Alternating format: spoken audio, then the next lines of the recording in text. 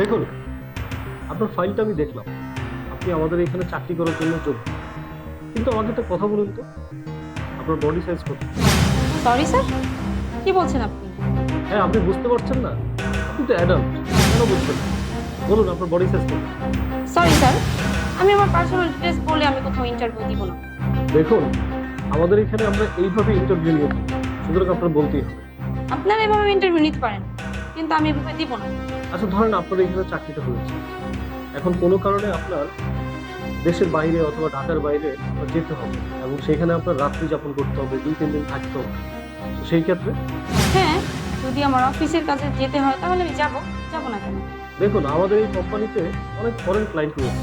মনে হতে পারে সেই ফরেন ক্লায়েন্টদের সাথে আপনার পার্সোনাল টাইম স্পেন্ড করতে হতে পারে অথবা রুমও শেয়ার করতে হতে পারে।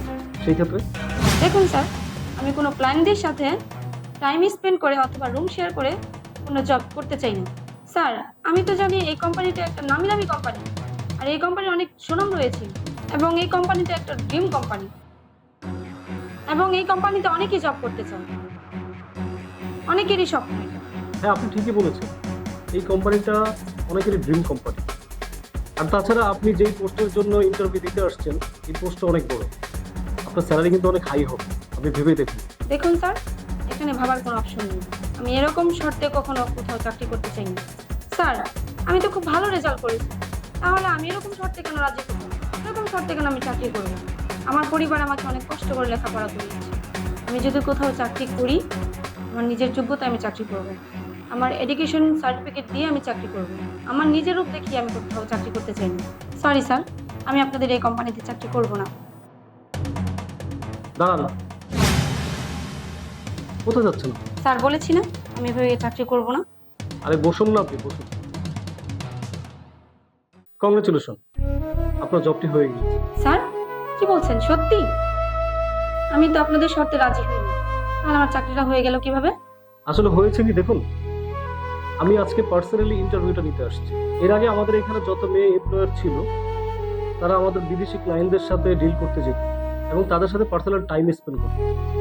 এতে করে হতো তাদের পকেটটা ভারী হতো, তারা অনেক বড় লোক হতো। আর দিন শেষে এই কোম্পানির রেপুটেশনটা নষ্ট হতো। এটা তো আমি কোনোভাবে হতে দিতে পারি না। এই জন্য এই ইন্টারভিউটা পার্সোনালি আমি নিতে আসছি।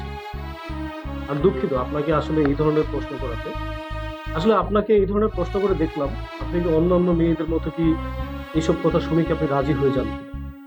আর আমি আপনার সততা দেখে খুবই মুগ্ধ হলাম, এই জন্য আপনাকে সিলেক্ট করেছি। আসলে আপনার মতো এমপ্লয়ারে আমি খুঁজছি, যে কিনা সততার সহিত আমার এখানে চাকরি করবে এবং আমার ক্লায়েন্টদেরকে হ্যান্ডেল করবে।